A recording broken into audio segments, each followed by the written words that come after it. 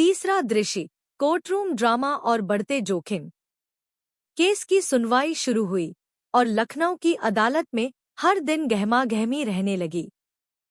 जज सीमा रॉय, एक निष्पक्ष और बुद्धिमान महिला जज, ने मामले को गंभीरता से सुना।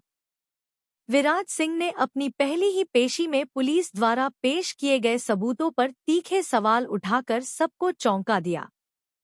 सरकारी वकील डीएसपी प्रदीप राणा के इशारे पर ने एक पिस्तौल पेश की, जिसे उन्होंने धमाके में इस्तेमाल किया गया हथियार बताया और दावा किया कि उस पर अमन के फिंगरप्रिंट थे। विराज ने इसे चुनौती दी। माय लॉर्ड, मैं forensic science laboratory FSL report को चुनौती देता हूं, विराज ने जोरदार ढंग से कहा।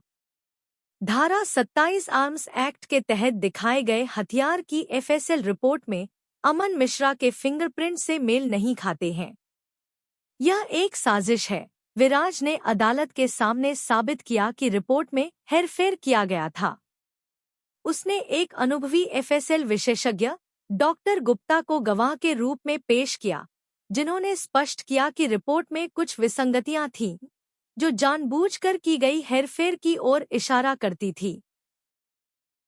इसके बाद सरकारी पक्ष ने अमन के मोबाइल लोकेशन रिकॉर्ड्स पेश किए, जो उसे धमाके की जगह के पास दर्शाते थे। विराज ने एक बार फिर सबूतों को चुनौती दी। माय लॉर्ड, आईटी एक्ट की धारा 66 के तहत मोबाइल लोकेशन रिकॉर्ड्स में पुलिस द्वारा की गई छेड़छाड़ गैरकानूनी है। हमारे पास ऐसे सबूत हैं जो साबित करते हैं कि इन रिकॉर्ड्स से छेड़छाड़ की गई है ताकि अमन को फंसाया जा सके। विराज ने अपने तकनीकी विशेषज्ञों की मदद से साबित किया कि रिकॉर्ड्स में डेटा बदला गया था। उसने एक साइबर फोरेंसिक विशेषज्ञ रोहित शर्मा को गवाह बनाया, जिसने बताया कि अमन के फोन की लोकेशन में जीपीएस स्पूफिंग का इस्तेमाल किया गया था, जिससे गलत जानकारी दर्ज हो सके। कोर्टरूम में तनाव बढ़ता जा रहा था। विराज ने अपनी दलीलों के बाद अदालत से एक चौंकाने वाली मांग की। माय लॉर्ड, इन सभी सबूतों और पुलिस की कार्यप्रणाली को देखते हुए मैं आईपीसी की धारा 167 गलत तरीके से केस बनाना के तहत डीएसपी प्रदीप राणा पर केस दर्ज करवाने की अनुमति मांगता हूं।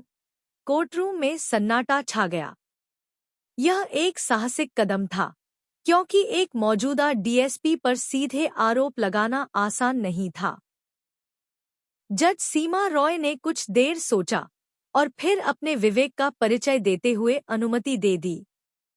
अदालत डीएसपी प्रदीप राणा पर आईपीसी की धारा 167 के तहत मामला दर्ज करने की अनुमति देती है।